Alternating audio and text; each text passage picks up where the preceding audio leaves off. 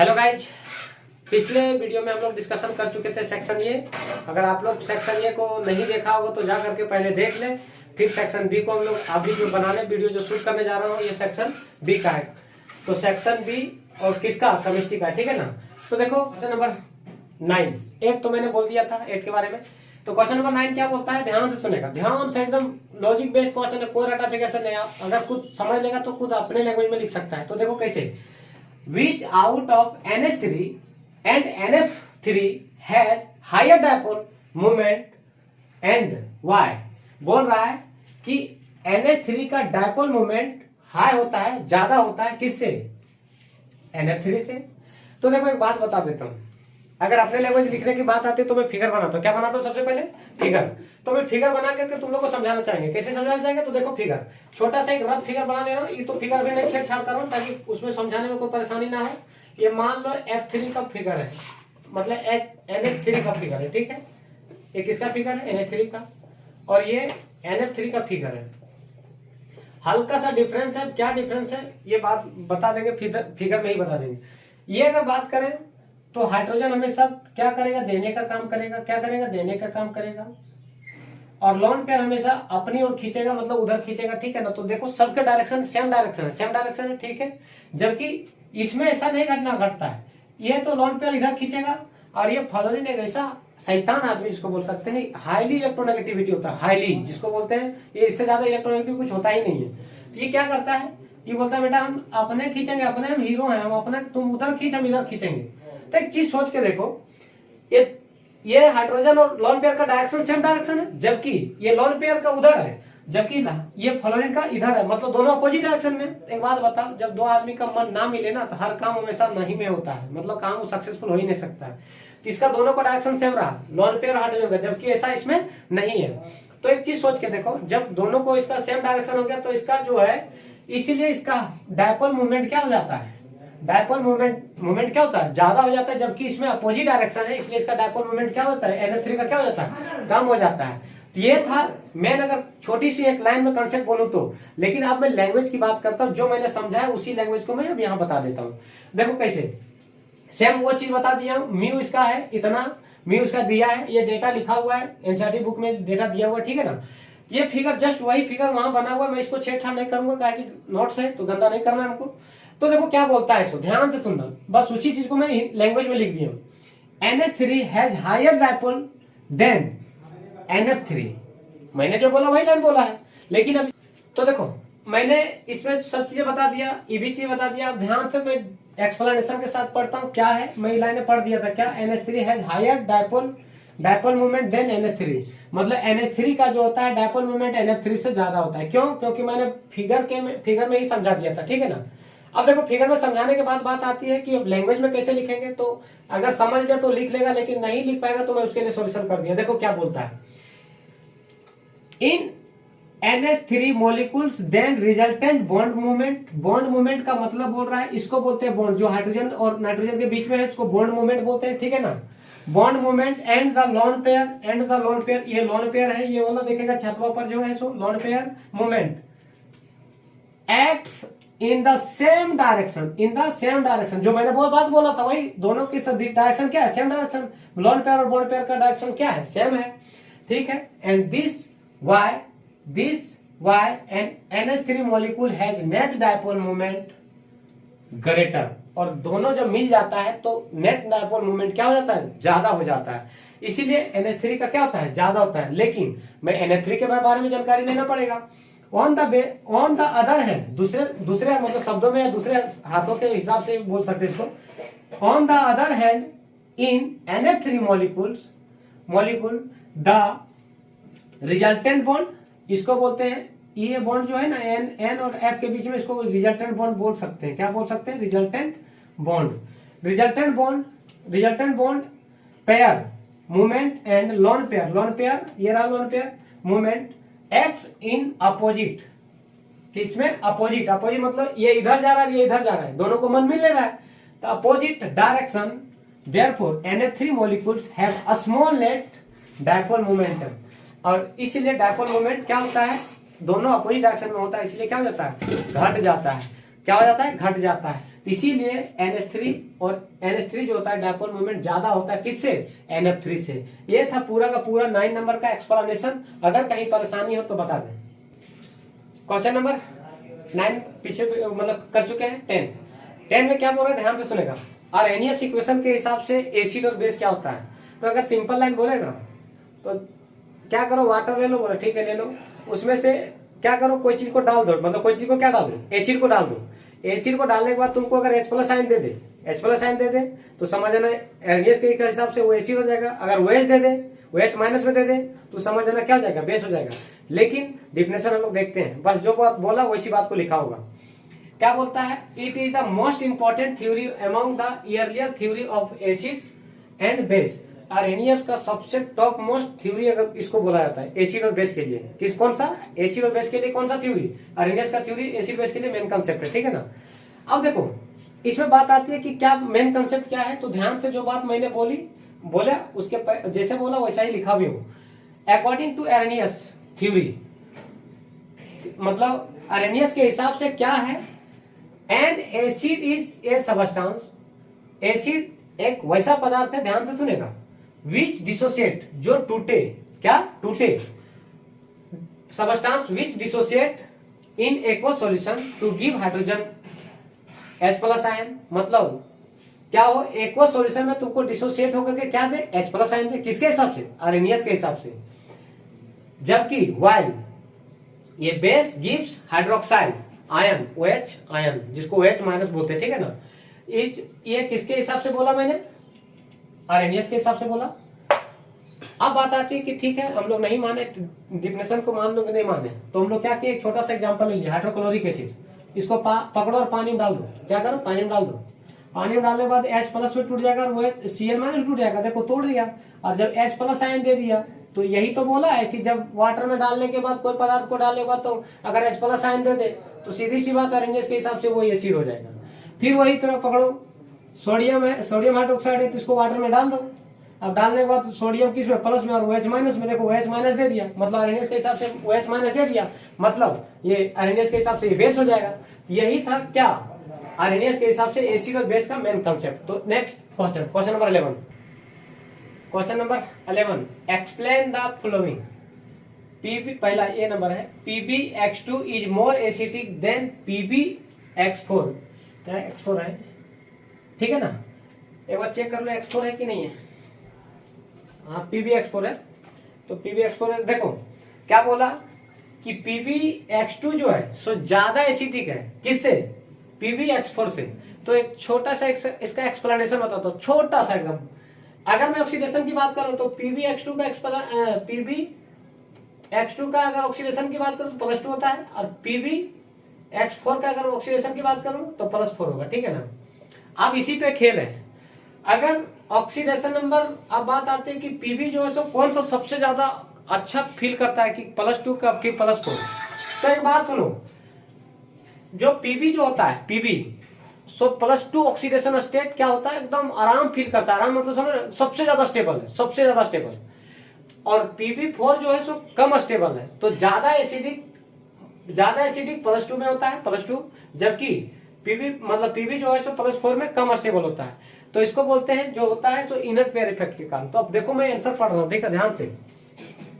PbX2 is more acidic, क्या लिखा, more acidic होता है। PbX2 मोर एसिडिक है, लेकिन इसके पीछे कारण क्या है, देन PbX2, देन किससे, PbX2 नहीं, PbX4 होगा, PbX4 due to inert pair effect, due to inert pair effect.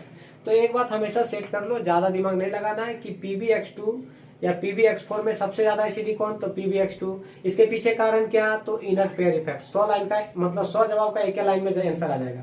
Direct क्या बोलना, इनर्ट पेयर इफेक्ट है। अब बात आती ठीक है, अब इसके पीछे भी कारण देख लो कि इनर्ट पेयर इफेक्ट क्या क्या मामला चलता है। तो देखो क्या बोलता है, +2 oxidation state of Pb is more stable. मैंने इस लाइन को मैंने यहां समझा दिया था, मोर स्टेबल देन किससे, +4 से, +4 ऑक्सीडेशन स्टेट से। बस सीधा सा एक लाइन है कि एसिडिक क्यों होता है, तो ये इनर्ट पेयर इफेक्ट के कारण। अब ऐसा क्यों, क्योंकि +2 ऑक्सीडेशन स्टेट जो होता है सो Pb ज्यादा आराम लगता है, उसको ज्यादा स्टेबल होता है, जबकि +4 से, किससे, +4 से। ये था किसका आंसर, 11 का ये नंबर, 11 का बी नंबर, 11 का B number. Carbon show the catenation property but lead does not, मतलब बोल रहा है ना कि एक टेबल है, इस टेबल में तुम एक बार देख लो क्या बोल रहा है कि देखो एक ही ग्रुप का एलिमेंट है कार्बन और पीबी लेड। देखिए ये कार्बन है और ये पीबी है, सेम ग्रुप का एलिमेंट है, तो बोल रहा है कि कार्बन जो है कार्बन जो है बहुत सारा प्रॉपर्टी शो करता है, जबकि लेड ऐसा नहीं करता है। तो छोटा सा एक ही ग्रुप का एलिमेंट है, एक ही घर का फैमिली है, एक ही बाप का औलाद है, लेकिन ये बहुत सारा प्रॉपर्टी शो करता है, कौन? कार्बन, जबकि ये लेड नहीं करता है। तो इसके पीछे छोटा सा राजनीतिक है। क्या राजनीतिक है देखेगा ध्यान से। क्या? अब एक बात बता, जब मैं टेबल दिखा रहा था तो टेबल जब मैं दिखा रहा था ना तो देखो टॉप में कार्बन है, कहाँ पे? टॉप में कार्बन है, दिख रहा है क्या? टॉप में कार्बन और सबसे नीचे कहाँ है? पीबी है, मतलब ऊपर से नीचे जा रहा है।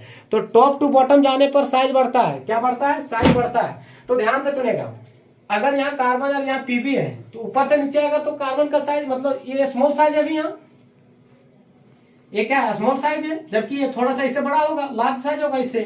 तो एक बात बताओ, कोई चीज अगर साइज छोटा होता है तो छोटा साइज होता है तो हर चीज मतलब बॉन्ड हर किसी के साथ बना लेता है, जबकि साइज बड़ा होता है तो हर किसी के साथ बॉन्ड नहीं बना पाता है। जैसे छोटा सा एग्जांपल बता देता हूँ, जैसे पतला आदमी मिलेगा तो पूरा फुल मिल जाएगा। जैसे दो आदमी मैच होता है ना, खूब मतलब क्या बोलते हैं, गर्दन मिला मिली, तो उसको क्या बढ़िया से पूरा पेट भी मिल जाता है, फेस भी मिल जाता है और नीचे वाला पार्ट मिल जाता है। और वही एक मोटा मोटा आदमी मिलता है तो खाली उसका जो फेस जो क्या बोलते हैं पेट होता है खाली मिलता है, बाकी बात मुंह मिलता है, बाकी बात सब खाली रह जाता है। उसी हालात इसके साथ है। कार्बन के साथ कार्बन छोटा होता है तो हर चीज बना लेता है, जबकि ये बड़ा होता है तो थोड़ा हर किसी के साथ बॉन्ड नहीं बना पाता है। ठीक है ना? तो वही कारण है। देखो क्या है कि इसके कारण क्या है कि छोटा स्मॉल साइज, जबकि इसका थोड़ा सा लार्ज साइज। ठीक है? तो वही लिखा भी हो, देखो ध्यान से। The atomic of carbon is much smaller than that of lead. Lead से छोटा होता है कौन? एटॉमिक में छोटा होता है कौन? कार्बन। लिख भी दिया, जो मैंने बोला वही बात बोल दिया, जनरलाइज भी कर दिया। ठीक है? कार्बन से हो गया। ठीक है? Therefore carbon carbon bond strength is much higher than that lead bond. क्या बोल रहा है? कार्बन कार्बन जो बॉन्ड होता है, ये हुआ कार्बन कार्बन बॉन्ड और ये हुआ लेड बॉन्ड। लेड ये बहुत ही क्या बोला है, यहां देख लेगा, carbon carbon bond strength is much higher, बहुत ज्यादा, much higher than that lead bond. ये जो कार्बन कार्बन बॉन्ड है और लेड बॉन्ड है ना, वो बहुत ही ज्यादा मच होता है। क्या मच होता है? स्ट्रेंथ पे। ठीक है ना? ड्यू टू, इसके पीछे कारण है due to strong CC bond. क्योंकि भैया ये जब दोनों, एक बात बताई, छोटा साइज है जबकि ये थोड़ा सा बड़ा साइज है, तो क्या बोला? Due to strong carbon carbon then PB lead bond bonds much higher tendency for catenation than lead। और ये किसके टेंडेंसी है? इसके कारण से क्या होता है? लेड से ज्यादा ये टेंडेंसी रखता है क्या चीज बनाने का? बहुत सारा बॉन्ड बनाने का। और ये था पूरा का पूरा किसका? सेक्शन बी का आंसर शीट। अब देखो मैं छोटा सा अपने जो बताया था वो उसी हिसाब से तुम अपना आंसर लिख सकता है। ये तो मैंने थोड़ा सा लिख दिया, तुम अपने से भी लिख सकता है, ये अपने लैंग्वेज में कन्वर्ट करके। अब question number C, question number C में क्या बोलता है? ध्यान से देखेगा। तो देखो सी में graphite is used as lubricant. Lubricant के ग्रेफाइट में, मतलब ग्रेफाइट को क्या किया जाता है? लुब्रिकेंट के रूप में इस्तेमाल किया जाता है। इसके पीछे कारण क्या है तो मैं बता देता हूँ। ये हल्का सा हाथ ले लो, ठीक है ना, बाद में बात करूंगा। इसका ये दोनों हाथ ले लो, ये देखना, ये उठ सकता है, ऐसा हो सकता है ना, फिसल सकता है ना। तो उसी तरह लुब्रिकेंट में, ये ग्रेफाइट में इस्तेमाल किया जाता है लुब्रिकेंट के, क्योंकि इसको बोलते हैं slippery nature, slippery in nature. तो स्लिपरी नेचर का होता है क्योंकि ये मूव कर सकता है, घसक सकता है, ऐसे से कर सकता है, इसलिए इसको हम लोग क्या ग्रेफाइट को इस्तेमाल किया था लुब्रिकेंट के रूप में। ठीक है? ये था 11 नंबर आंसर। तो क्वेश्चन नंबर 11 तक हम लोग कर चुके थे। 11 को पूरे डिटेल से देखें, फिर 12 को देखें। Assign oxidation number two the following underline element. जो अंडरलाइन किया गया उसका ऑक्सीडेशन नंबर पूछ रहा है। तो देखो ऑक्सीडेशन नंबर कैसे निकालेंगे, ठीक है ना। जिसको अंडरलाइन किया गया, अंडरलाइन किसको किया? देखो यहाँ Mn को अंडरलाइन किया गया, ठीक है ना। तो कोई चीजें को यहाँ पे ध्यान से देखेगा, ध्यान से एकदम, क्या ध्यान से। तो पहला का आंसर कैसे? देखो पोटेशियम का +1 होता है, कितना होता है? +1। Mn को x मानो, जिसको निकालना है, जिसको अंडरलाइन होगा उसको x मानेंगे, ठीक है ना। और एक ऑक्सीजन का -2 होता है, एक ऑक्सीजन का -2, और यहाँ कितना है? 4 है। 4 से मल्टीप्लाई कर देंगे इक्वल टू, अपने से 0 कर देंगे, ठीक है ना। अब देखो इसको सॉल्व करो, +1 प्लस माइनस मतलब x लिख लो, प्लस माइनस माइनस मतलब कितना माइनस और 4 गुना 8 इक्वल टू 0। अब 1 रुपया में मतलब 1 रुपया में 1 रुपया चल जाएगा, मतलब माइनस का 7 बचेगा इक्वल टू 0, उधर जाएगा तो प्लस का 7। ये किसका आंसर आ गया? ये पहला का आंसर आ गया +7। क्वेश्चन नंबर बी का आंसर देखेगा, क्या बोला है? H2, सुनेगा ध्यान पे, H2 H2O H2 और O7। तो जिस एक हाइड्रोजन का +1 होता है, लेकिन इसमें कितना है? 2 है। किसका निकालना? सल्फर अंडरलाइन है तो उसको X लिखो, लेकिन क्या सल्फर है? 2 को तो 2 लिख दो, ठीक है। X लिख, ये हो गया फिनिश। अब लिखेगा एक ऑप्शन का -2 होता है, लेकिन इसमें 7 है 7 है इक्वल टू अपने से 0 कर दो। इसको सॉल्व करो, प्लस का 2x minus plus minus minus 7 दूना 14 इक्वल टू 2x माइनस का 12 इक्वल टू 0। इधर माइनस उधर जाएगा तो क्या हो जाएगा? प्लस में ये मल्टीप्लाई में क्या हो जाएगा? डिवाइड में, तो x इक्वल टू प्लस का 6। ये किसका आ गया? बी का आ गया। सी का देखेगा, सी क्या है? H2O2 किसका निकालना है? x मतलब ऑक्सीजन को यहाँ x मानना है, क्या उसी को अंडरलाइन किया, ठीक है ना। तो एक ऑक्सीजन का -2, लेकिन इसमें 2 था तो 2 से गुना कर दो, प्लस दे दो, और एक ऑक्सीजन को x मानो, लेकिन 2 ऑक्सीजन है इक्वल टू 0 कर दो। ये बात समझा क्या? अब देखो समझने के बाद प्लस माइनस सॉरी यहाँ हाइड्रोजन का +1 होता है, तुम लोग भी ध्यान करके किया लो, ठीक है ना। प्लस होगा माइनस नहीं होता है। तो प्लस का 2x इक्वल टू 0। इधर प्लस में उधर जाएगा तो क्या हो जाएगा? माइनस में, ये मल्टीप्लाई में, तो क्या मैं इसको डिवाइड में कर सकता हूँ क्या? ये कट छट के, तो x बराबर -1। ये किसका ऑक्सीडेशन नंबर है? सी का निकला। किसका निकला? ये सी नंबर का था, ठीक है ना। तो ये था ऑक्सीडेशन निकालते कैसे, ऑक्सीडेशन नंबर निकालते सीखे। ये क्वेश्चन नंबर 12 था। क्वेश्चन नंबर 13 क्या बोलता है कि एरोमेटिक का कंडीशन क्या है। तो एक बाबा हक्कल रूल आया था। कौन रूल आया था? हक्कल रूल। क्या बोला वो ध्यान से सुनना, कुछ नया बात नहीं बोला वो, अपने मतलब सिर्फ उसमें ये बात ध्यान रखना है कि हक्कल रूल कुछ नहीं, अपने हिसाब से सोचना है। सोचना क्या है? देखो क्या बोल रहा है, what are the necessary condition for a compound to be aromatics. Aromatic के लिए क्या कंडीशन होना चाहिए, क्या नहीं होनी चाहिए, तो उसको हम लोग एक एक पॉइंट को कर देखेंगे। अब आएगा हक्कल रूल, किसको बताने के लिए? एरोमेटिक को बताने के लिए। एरोमेटिक कैसे क्या जान, तो देखो एरोमेटिक बता तो देगा, क्या बताया, कौन क्या बताएगा? हक्कल रूल बताएगा। हक्कल रूल क्या बोला था कि सबसे पहले एकदम पहले साइक्लिक होना चाहिए। अब साइक्लिक क्या होता है? पहला पॉइंट में क्या बोल रहा है? According to Huckel rule the necessary condition for a compound to be aromatic are. Aromatic होने के लिए निम्नलिखित कंडीशन है, जो कि क्या कंडीशन है देखिएगा ध्यान से।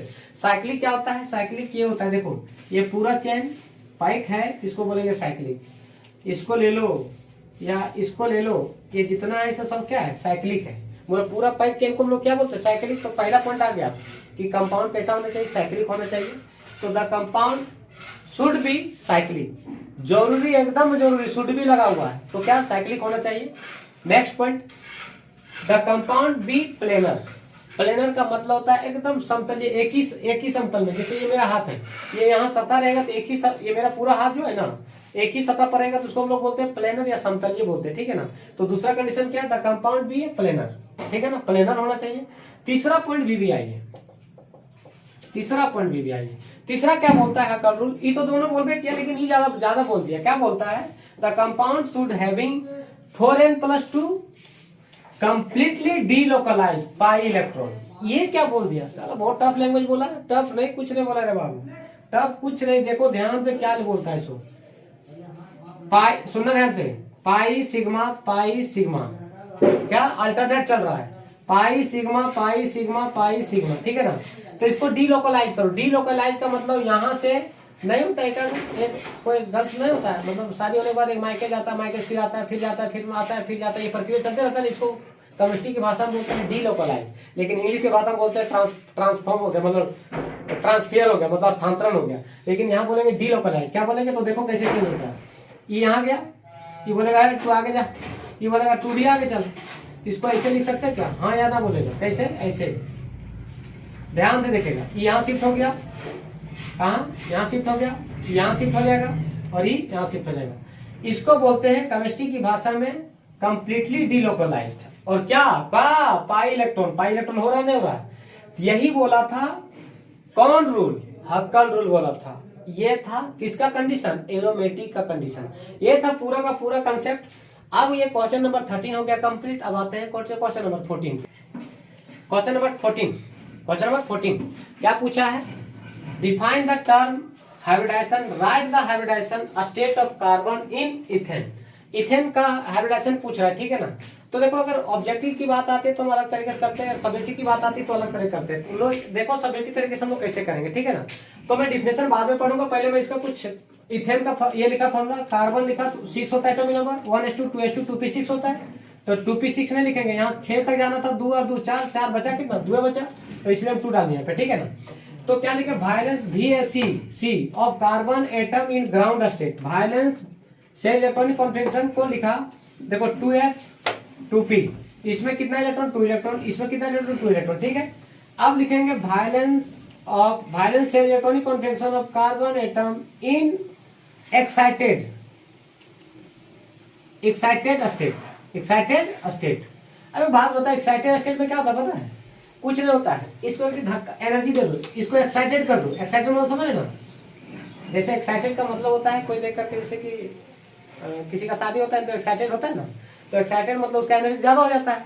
लेकिन एक्साइटेड कर दिया तो ये एनर्जी कहाँ जाएगा, कूद करके कहीं कहीं जाएगा, तो एकदम कूद के चल जाएगा। देखो कैसे कूदेगा, सो देखो कुदा दिए हम, ये जो था तो एक इलेक्ट्रॉन तो रहेगा, ठीक है। एक इलेक्ट्रॉन रहा तो एक इलेक्ट्रॉन कहाँ चल जाएगा, ये तो दोनों पहले था तो था, ये एक इलेक्ट्रॉन एकदम कूद के चल जाएगा, कहाँ चल गया। ये एक्साइटेड स्टेट का फिगर है, किसका फिगर है, एक्साइटेड स्टेट का। तो वायलेंस सेल इलेक्ट्रॉनिक कॉन्फ़िगरेशन जो है किसका निकालना है, C2S6 का निकालना है। किसका निकालना है, C2S6 मॉलिक्यूल का, ठीक है ना। तो निकालने के लिए देखो सिंपल, ऐसा क्या करो, हाइड्रोजन है ना, तो ध्यान से सुनेगा, एक यहां लगा दो ऐसे और ऐसे, तो ध्यान से सुनेगा। अगर चाहेगा तो एक एक हाइड्रोजन क्या कर दो, एक एक हाइड्रोजन ऐसे डॉट डॉट दे करके लगा दो इसे, ठीक ना। अब एक बात बताओ, डॉट डॉट लगा दिया, ठीक है। अब सुनो, S ये कितना था, 2s था और ये 2p था। S का कितना, एक sp लिखेगा, मतलब S लिखेगा और p लिखेगा, लेकिन क्या है 1 2 3, तो sp3 इसका हाइब्रिडेशन क्या आ गया, sp3।